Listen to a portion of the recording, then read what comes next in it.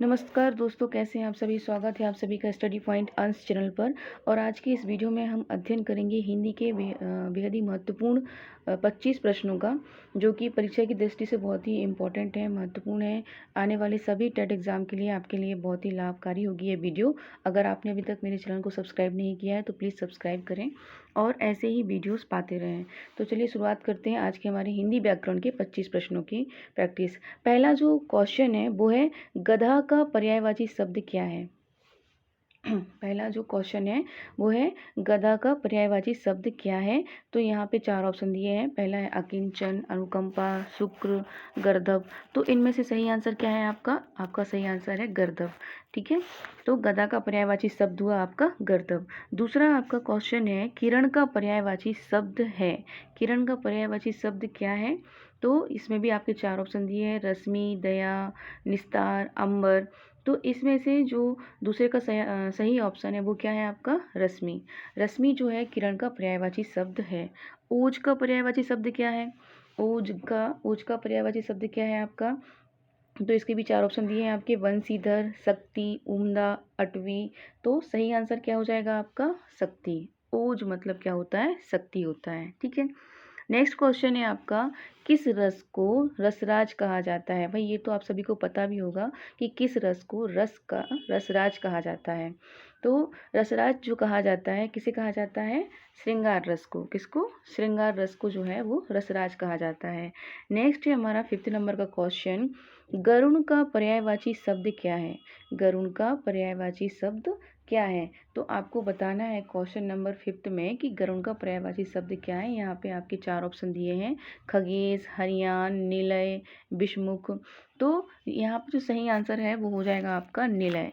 निलय जो है वो गरुण का पर्यायवाची शब्द है। ठीक है, सभी प्रकार के क्वेश्चन होंगे, ग्रामर के जितने भी टॉपिक्स हैं यहाँ पे उन सभी के क्वेश्चन यहाँ पे लिए गए हैं। और ये जो है सिलेबस के अकॉर्डिंग ही यहाँ पर आपके ग्रामर के सारे जो क्वेश्चन है दिए गए हैं और लिए गए हैं। ठीक है, तो इसे आप ध्यान से पढ़िए ताकि आपके आने वाले एग्जाम में आपके लिए हेल्प हो सके। क्वेश्चन नंबर 6 है हमारा, जिस परिस्थिति को देखकर स्थायी भाव जागृत होते हैं वह क्या है। जिस परिस्थिति को देखकर आपके अंदर स्थायी भाव जागृत होते हैं उसे हम क्या कहते हैं। तो क्वेश्चन नंबर 6 का आंसर है उद्दीपन कहते हैं। क्या कहते हैं, उद्दीपन कहते हैं। ठीक है, नेक्स्ट 7th नंबर का जो हमारा क्वेश्चन है वो है, कोकिला का पर्यायवाची शब्द है। कोकिला को और क्या कहते हैं। तो कोकिला को हम बसंत दूत भी कहते हैं। क्या कहते हैं, बसंत दूत भी कहते हैं। नेक्स्ट हमारा 8th नंबर का क्वेश्चन है, हिंदी साहित्य का 9वां रस कौन सा है। ऐसे तो हिंदी साहित्य के 8 रस को मान्यता दी गई है, लेकिन जो 9वां रस है वो आचार्य शुक्ल जी के द्वारा दिया गया था, जो अभी मतलब इतना पढ़ाया नहीं जाता है, बट फिर भी नॉलेज के लिए। हिंदी साहित्य का 9वां रस कौन सा है। तो हिंदी साहित्य का 9वां रस जो है वो है शांत रस। कौन सा है, शांत रस। 9वां क्वेश्चन है हमारा, रवग का पर्यायवाची शब्द नहीं है। आपको बताना है कि रवग का पर्यायवाची शब्द नहीं है जैसे कि परवेरु भी इसका पर्यायवाची शब्द है, विहग भी पर्यायवाची शब्द है और विहंग भी पर्यायवाची शब्द है, बट करट जो है वो रवग का पर्यायवाची शब्द नहीं है। नेक्स्ट हमारा क्वेश्चन है 10, अमृत का पर्यायवाची शब्द क्या है। तो अमृत का पर्यायवाची के लिए यहाँ पे 4 शब्द दिए गए हैं, रसाल, पिकबंधु, अनीकिनी और सुरभोग। ठीक है, तो इसमें से जो शब्द है अमृत का वो क्या है आपका सुरभोग। सुरभोग अमृत का पर्यायवाची शब्द है। नेक्स्ट हमारा क्वेश्चन है, संचारी भाव की संख्या क्या है।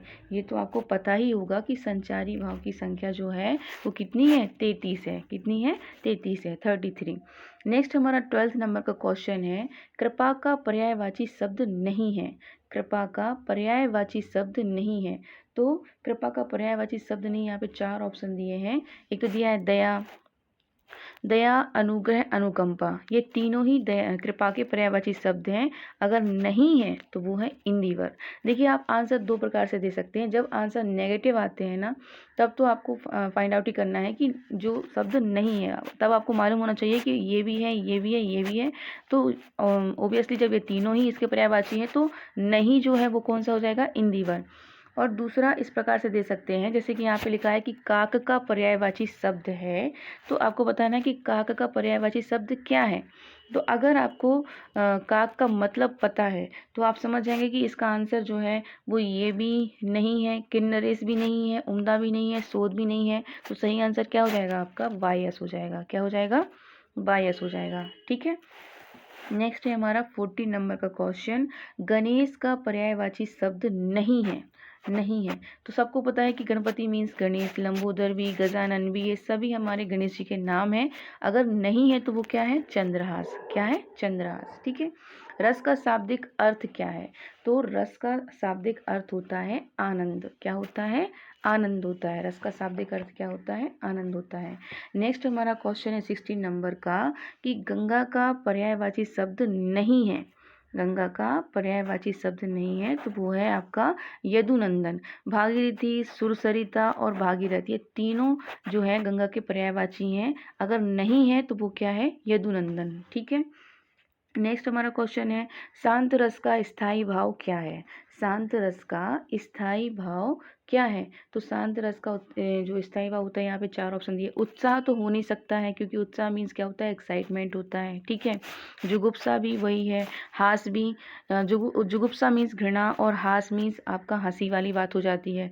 तो इसका कौन सा ऑप्शन सही होगा? 17 का 17 का होगा आपका सेकंड नंबर का निर्वेद। ठीक है। निर्वेद इसका सही आंसर होगा। बात करते हैं क्वेश्चन नंबर 18 की। तो क्वेश्चन नंबर 18 यहाँ पे दिया गया है कि झरना का पर्यायवाची शब्द नहीं है। ठीक है। आपको याद रखना है, जब बात नहीं की आती है तो आपको याद रखना है नहीं है पूछ रहे हैं। जैसे कि उत्स, निर्झर, स्रोत, ये तीनों ही क्या है? इसके पर्यायवाची शब्द हैं। लेकिन नहीं है तो क्या है? त्रोण। त्रोण झरना का पर्यायवाची शब्द नहीं है। सॉरी। नेक्स्ट हमारा क्वेश्चन है 19 नंबर का, जंगल का पर्यायवाची शब्द नहीं है। तो जंगल का पर्यायवाची शब्द नहीं है तो वन, विपिन, अरण्य, ये तीनों ही शब्द जो है क्या है? इसके पर्यायवाची शब्द हैं। अगर नहीं है तो वो है सरासन। क्या है? सरासन। नेक्स्ट हमारा है 20 नंबर का क्वेश्चन। इसमें पूछा गया है कि अश्व का पर्यायवाची शब्द नहीं है। अश्व का, अश्व मतलब होता है घोड़ा। ठीक है। तो इसका पर्यायवाची शब्द नहीं है। तो है, घोटक, सैंधव, ये तीनों ही इसके पर्यायवाची शब्द हैं। अगर नहीं है तो वो है अखाड़ा। अखाड़ा जो है इसका पर्यायवाची शब्द नहीं है। किसका? अश्व का। ठीक है। 21 का जो क्वेश्चन है वो है, तामरस का पर्यायवाची शब्द क्या है? तामरस का पर्यायवाची शब्द क्या है? तो इसमें 4 ऑप्शन दिए हैं, कमल, भर्त्सना, संपदा, बामा। इसका सही आंसर है आपका कमल। कमल तामरस का पर्यायवाची शब्द नहीं है, लेकिन बाकी की 3 हैं। क्वेश्चन नंबर 22 की बात करते हैं। तो इसमें दिया गया है, अनुपम का पर्यायवाची शब्द क्या है? अनुपम का पर्यायवाची शब्द क्या है? तो अनुपम का पर्यायवाची शब्द यहाँ पे 4 ऑप्शन दिए हैं, यासव, अतुल, सहकार, स्प्रद। इसमें से सही आंसर है आपका अतुल। अतुल जो है अनुपम का पर्यायवाची शब्द है। क्वेश्चन नंबर 23 की बात करें तो यहाँ पे दिया गया है, कवि बिहारी मुख्यतः किस रस के कवि थे? कवि बिहारी जो हैं तो वो किस रस के कवि थे? करुण के, वीर के, श्रृंगार के, भक्ति के, किस रस के थे? तो आपको बताना है सही आंसर। सही आंसर है इसका श्रृंगार रस के। कवि बिहारी जो है वो श्रृंगार रस के कवि थे। ठीक है। नेक्स्ट है हमारा निह धन ठुर। निह धन ठुर, तो इसका आपको इसका संधि वो करना है, आपको संधि बनाना है इसका। ये संधि विग्रह दिया गया है, आपको इसका संधि बनाना है। तो आप इसका संधि करेंगे तो ये क्या होगा? इसका क्या आंसर होगा? निठुर होगा, निकठुर होगा, निष्ठुर होगा कि निष्ठुर होगा? तो आप सबको मालूम होना चाहिए कि जब विसर्ग लगे होते हैं तो विसर्ग ना में छोटाई की मात्रा में जो विसर्ग लगे हैं उसका जब हम उसको जोड़ेंगे तो सा बन जाता है। ठीक है। षटकोण वाला सा बन जाता है। ठा, क्योंकि इसके आगे क्या दिया है? ठा दिया है। तो ये जो है आपका आंसर में क्या हो जाएगा? आधा सा हो जाएगा। कौन सा हो जाएगा? आधा सा, निष्ठुर हो जाएगा। ठीक है। नेक्स्ट हमारा क्वेश्चन है, तालाब का पर्यायवाची शब्द क्या है? 25th जो हमारा क्वेश्चन है वो है कि तालाब का पर्यायवाची शब्द क्या है? तो तालाब का पर्यायवाची शब्द जो है वो आपका क्या है?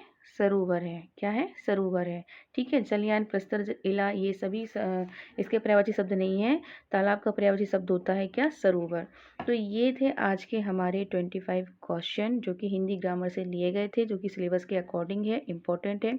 आने वाले सभी टेट एग्ज़ाम के लिए आपके लिए वीडियो लाभदायक होगी। तो आज के लिए बस इतना ही। नेक्स्ट वीडियो में फिर मिलेंगे 25 क्वेश्चन के साथ। आज के लिए बस इतना ही। Thank you, bye.